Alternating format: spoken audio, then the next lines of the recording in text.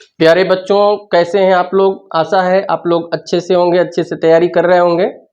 और उसी कड़ी में हम जो है आप लोगों को एक ऑनलाइन प्रिपरेशन के लिए ये हर चैप्टर 10 से 15 मिनट के बीच में ये एक एक चैप्टर को रिवाइज कर देंगे। आप डिटेल्स में तो 7 से 10 दिन लग जाते हैं पढ़ने में, लेकिन 10 से 15 मिनट में सारी चीज़ें बता देंगे। तो देखिए, ये पहला चैप्टर है रासायनिक अभिक्रियाएं एवं समीकरण, जिसमें कि भौतिक और रासायनिक परिवर्तन के बारे में समझना है। तो भौतिक परिवर्तन में क्या होता है कि पदार्थ का रंग, आकृति या आकार में परिवर्तन होता है, द्रव्यमान या संगठन में परिवर्तन नहीं होता है। तो ये जो है आप स्क्रीनशॉट लेकर के परिभाषा लिख भी सकते हैं। जैसे बिजली के बल्ब का जलना, नमक आदि का जल में घुलना। अगर बिजली के बल्ब को आप जलाते हैं तो उसके द्रव्यमान या संगठन में कोई परिवर्तन नहीं होता है।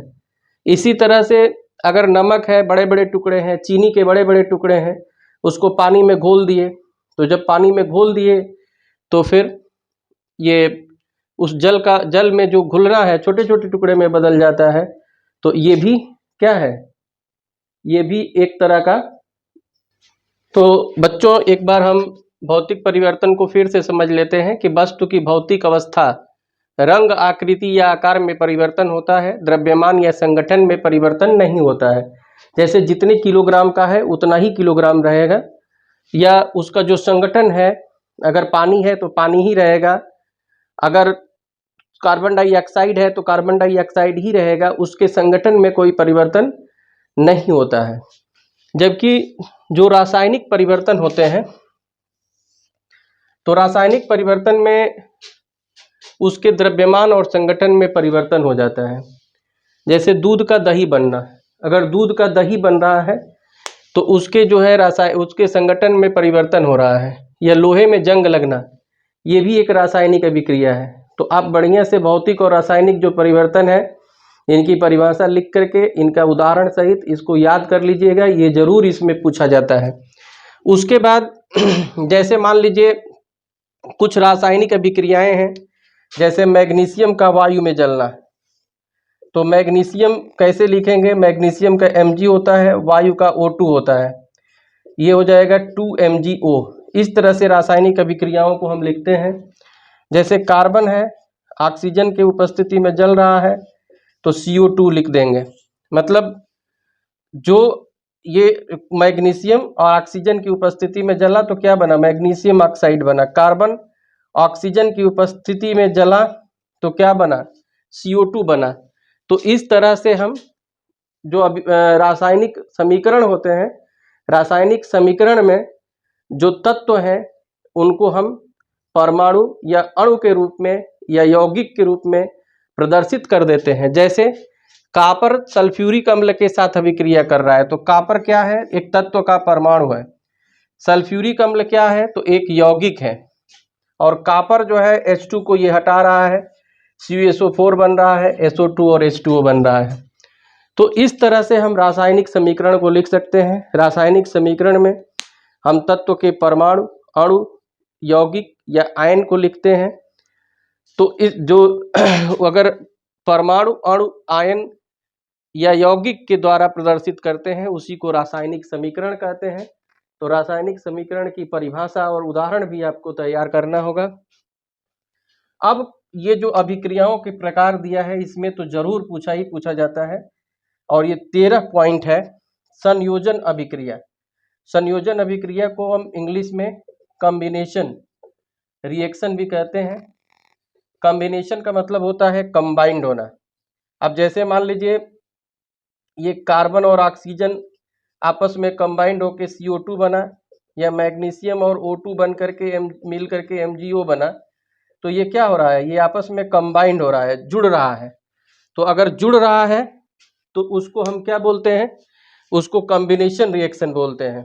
अगर संयोजन अभिक्रिया की परिभाषा कैसे लिख सकते हैं कि वे अभिक्रियाएं जिनमें अभिकारक आपस में संयोजन करके, जुड़ करके नया उत्पाद बनाता है, उसको हम संयोजन अभिक्रिया कहते हैं।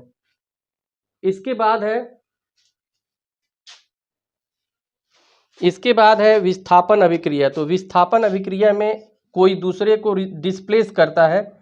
जैसे मान लीजिए ये सोडियम है और ये H2SO4 है, तो सोडियम जो है ये हाइड्रोजन को हटा देगा, ये बन जाएगा Na2SO4। हाइड्रोजन के जगह पे अब सोडियम आ गया, अब प्लस H2 निकल जाएगा।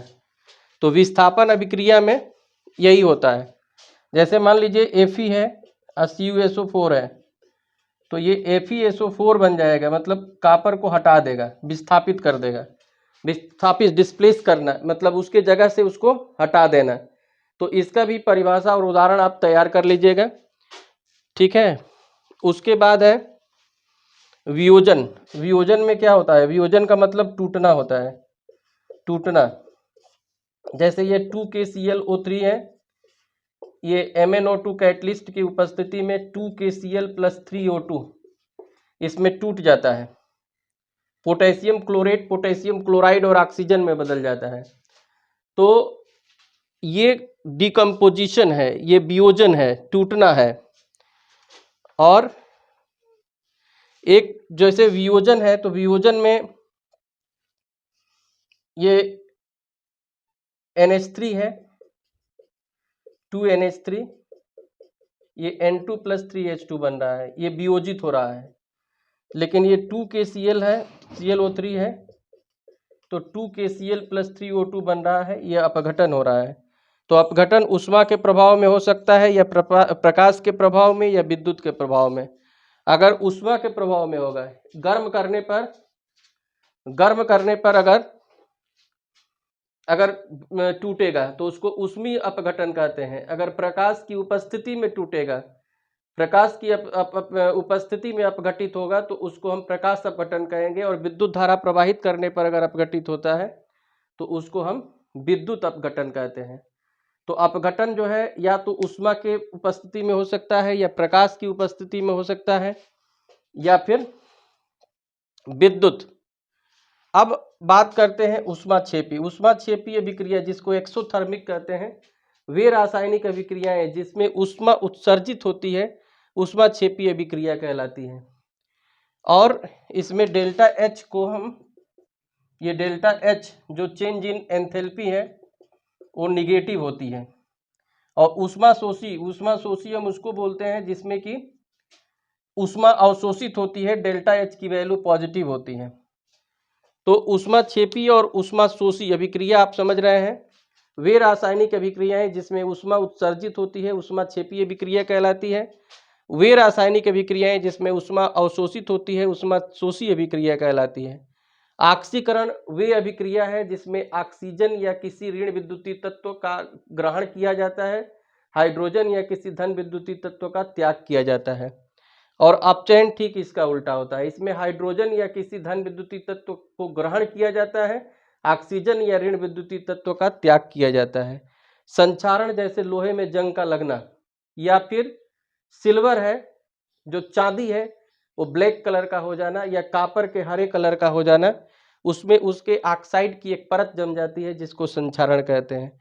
अब विकृत गंधिता, अगर हम किसी खाने को, अगर ब्रेड को अगर 2-3 दिन 4 दिन 5 दिन तक रख देते हैं तो उसमें फफूंद टाइप का हो जाता है, उसके स्मेल में चेंजिंग आ जाती है, उसको विकृत गंधिता कहते हैं। तो इस चैप्टर में एक तो आप लोगों को भौतिक परिवर्तन परिभाषा उदाहरण समझना है, रासायनिक परिवर्तन परिभाषा उदाहरण समझना है। उसके बाद ये जो रासायनिक अभिक्रियाओं के प्रकार है, इसमें संयोजन अभिक्रिया, विस्थापन अभिक्रिया, वियोजन अभिक्रिया, ऊष्मीय अभिक्रिया, प्रकाश अपघटन, ऊष्मीय अपघटन, प्रकाश अपघटन, विद्युत अपघटन, ऊष्माक्षेपी अभिक्रिया, ऊष्मा शोषी अभिक्रिया, और ऑक्सीकरण अभिक्रिया, अपचयन अभिक्रिया, संचारण और विकृत गंधिता। तो यही टोटल आपका जो है सिलेबस है। और आप किताबों से भी चाहें तो इनकी परिभाषा और उदाहरण आप लिख लीजिएगा, याद कर लीजिएगा, ये बहुत कठिन नहीं है। और आप एक बार वीडियो को देख लीजिएगा, ये जिसमें भौतिक परिवर्तन के बारे में बताया गया है, रासायनिक परिवर्तन है, संयोजन माने जुड़ना, कंबाइंड होना, विस्थापन यानी कि एक दूसरे को हटा देना, ऊष्मीय अपघटन माने ऊष्मा के प्रभाव में टूटना, प्रकाश के प्रभाव में टूटना, प्रकाश अपघटन है, विद्युत अपघटन विद्युत धारा के प्रभाव में, ऊष्माक्षेपी अभिक्रिया जिसमें ऊष्मा निकलती है, उत्सर्जित होती है, ऊष्मा शोषित जिसमें कि ऊष्मा अवशोषित होती है, ग्रहण होती है। तो ये सारा चीज़ आपको लिखवाया भी गया है, बताया भी गया है, और आप बुक से भी नोट्स बना करके इसको कर सकते हैं। इसका स्क्रीनशॉट ले लीजिए, ये इंपॉर्टेंट इस चैप्टर का है। तो आप लोग अगर चैनल को सब्सक्राइब नहीं किए हैं तो सब्सक्राइब कर लीजिए, क्योंकि जस्ट इसके बाद दूसरा चैप्टर हम बताएंगे डिटेल्स में। Thank you.